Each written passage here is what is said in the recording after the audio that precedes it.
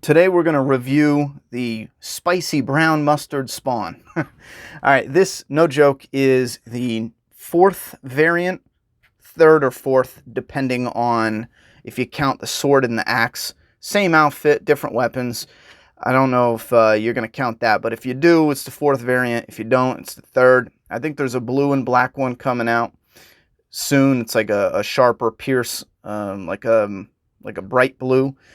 I thought this would be just another neat little color variant for this spawn, but when I got it in hand, I actually realized I think he's my favorite.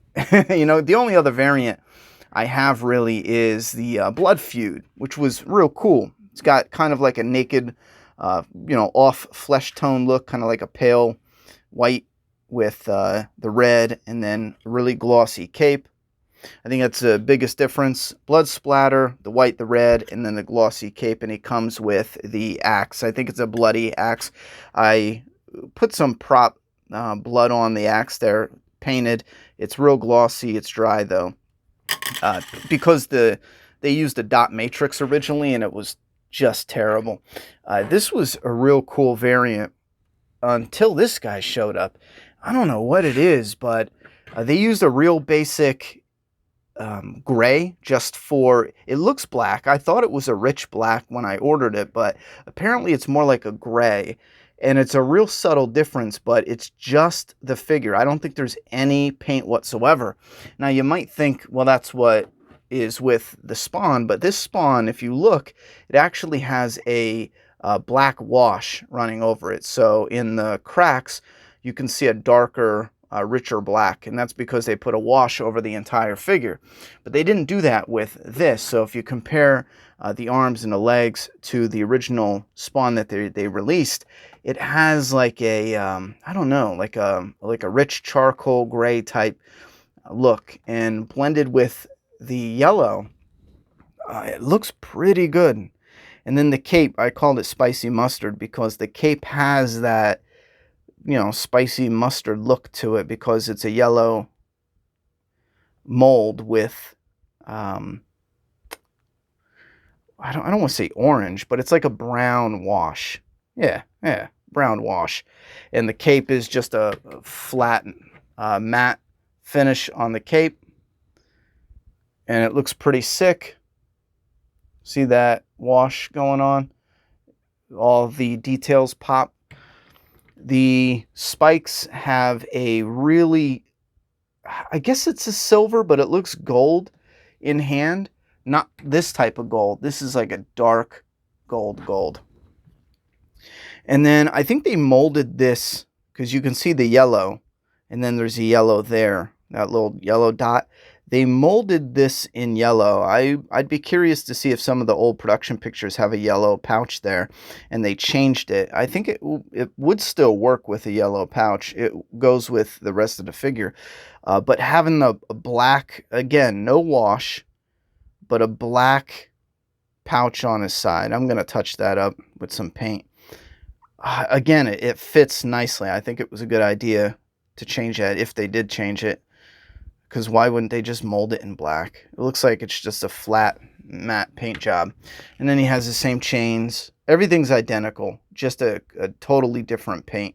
And again, the articulation is the same. If you've seen any articulation, I don't know what it is, man. The colors, in my opinion, the colors really pop on this guy. It might be ridiculous, but I don't know. They really pop. But anyway, the articulation is the same. You don't get much at all with the head, if you'll notice, and this is important if you want to make some adjustments. His head will go down a decent amount, but it only really looks forward, and then this tiny bit of up. You can barely even notice it. Like, that's as far as it goes. Now, Spawn holding the sword, if you'll notice, his head is really cranked back, and that is because I just took a notch out of the neck, and I'll probably do that the same with the mustard there. Take a notch out of the neck. You can do a notch in the back, in the front, and the sides, and then you could do a notch in the abs or the torso here, and the waist, but I think that's a little much. I tested it with this guy. He is highly articulated now. I didn't put any swivels in just because I don't really care when it comes to this one. He should have swivels, but they didn't do it. Maybe you want regular head? Nah, that probably won't fly. That don't make no sense. That looks a bit different, though. It looks like he pissed on his mask. Well, I guess switching them around isn't really going to be a thing. Just for shits, I don't even know why I'm going down this road, but just for shits, that's the other head. And why not? It is ridiculous, but there you go. This guy has me wondering if I really should grab the blue one if he comes out. Any Spawn fans, or even if you're just a collector of the Spawn, I don't read the comic. I did growing up as a kid, but something about the look. When this guy came out, I grabbed him, just kind of that nostalgic look. My favorite is the classic. This is always my favorite look, hence the double up here. One for the sword, one for the axe, but this guy is going to get painted in the classic look. That's going to be my custom. I just haven't had time. So I'm going to have the classic, the modern Mortal Kombat, I mean, it's going to be classic the best it can because the classic didn't have the boot. But then the Blood Feud, and then now I think this is the Curse of the Apocalypse. I thought the blue one was Curse, but I could have that wrong. But this has me second guessing myself on getting the blue one. Originally, I was going to pass on the blue one. However, this guy looks so friggin' awesome. Maybe it's the yellow. Something about that. It's different. It pops. The idea here with the yellow, with the orange wash, the same thing for the cape, and then having the actual body of the figure, just the molded gray and then clean, something, it really works there. I can picture someone doing customs where they do a light colored wash, maybe like some type of white wash or white dry brush, just something different to make some of this pop out, or even a black dry brush or wash or dry brush, whatever you want to add to it. And it'll still look great, but having this plain actually really does work. And then now I have the complete weapon set. You have a mace, there's the sword and the axe. The sword one's actually the most rare. I believe that one, once he realized they were going to release variants, they stopped production on this. I know a lot of people had their orders canceled. A friend of mine had his canceled, and then it was replaced with the axe.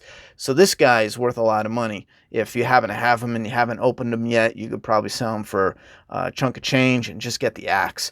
The axe is actually pretty cool too. But so you got, yeah, I don't know if there's anything else really to go over.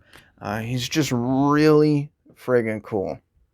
And I don't really care if I'm the only one. I think he looks badass. I'd be curious to see what other type of colors, because after a while you would imagine enough would be enough. Like, I can see this. All right, we got 4 of the same one, have a little lineup. The blue, I'm kind of like, if it came out tomorrow, I probably would pass.